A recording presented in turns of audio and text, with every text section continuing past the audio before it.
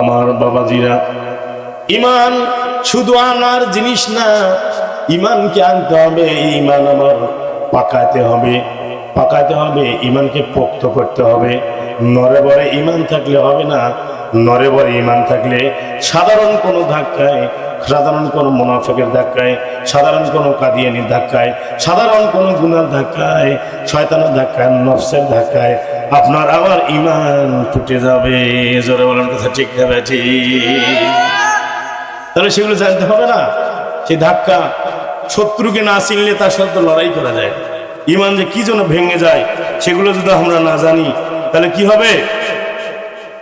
আর কোনদিন বেঈমান জান্নাতে যাবে না। জোরে বলেন সুবহানাল্লাহ, সুবহানাল্লাহ। কে জান্নাতে যাবে না?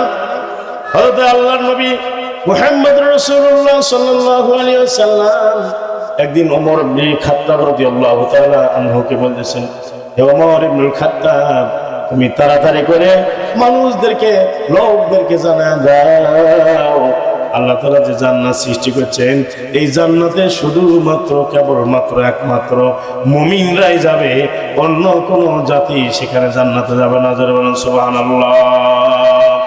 ইন্নাল্লাযীনা আমানু ওয়া আমিলুস সালিহাতি কানাত লাহুম জান্নাতুল ফিরদাউসি নুজুলা।